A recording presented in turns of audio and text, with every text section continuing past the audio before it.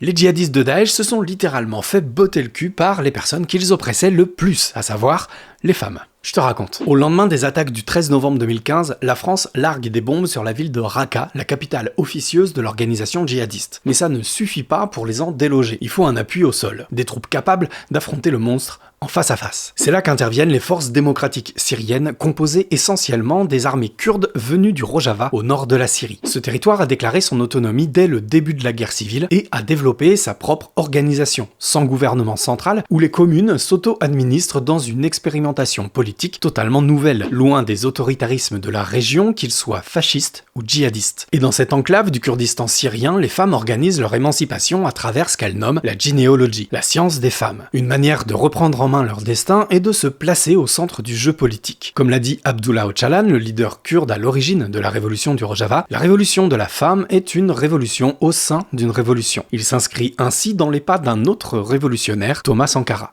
L'on ne saurait construire la révolution voltaïque sans cette moitié de la population. Elle porte la moitié du ciel. En plus de nombreuses actions pour s'émanciper du pouvoir masculin, les femmes kurdes créent un corps d'armée uniquement féminin, les unités de protection de la femme, les YPJ. Entre 10 et 20 000 femmes affrontent en première ligne, aux côtés des armées masculines, les djihadistes de Daesh, armés de simples kalachnikovs face à des tanks et des armes lourdes. Leur première grande victoire intervient le 26 janvier 2015, après 4 mois d'affrontements dans la ville de Kobané. Les forces kurdes, composées en partie des YPJ, résistent avec acharnement face à Daesh, qui tente de prendre la ville. Contre toute attente, les Kurdes repoussent les djihadistes avec l'appui de l'aviation et de la coalition internationale menée par les États-Unis. Pour Daesh, l'humiliation est totale. Perdre face à une femme équivaut à se faire exclure du paradis.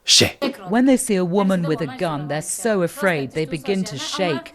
C'est là que les attentats du 13 novembre 2015 accélèrent les événements. La France cherche des alliés pour frapper Daesh en plein cœur. Les États fourniront l'appui aérien et les Kurdes seront l'infanterie nécessaire pour faire fuir les djihadistes. Ils et elles ont prouvé leur expérience de terrain à Kobané. Moins de 2 ans plus tard, après de terribles combats, la capitale du califat, Raqqa, tombe aux mains des forces démocratiques syriennes et notamment des YPJ. Pour la seconde fois, les femmes kurdes écrasent Daesh qui perd peu à peu son hégémonie dans la région. Évidemment, sans l'appui de la coalition internationale, l'issue aurait certainement été différente. Mais l'histoire a un peu rapidement oublié le rôle des forces kurdes dans ces événements. Alors bientôt sur cette chaîne, on parlera plus en détail du peuple kurde, de son histoire et de son expérience politique du Rojava, pour ne pas oublier à qui on en doit une.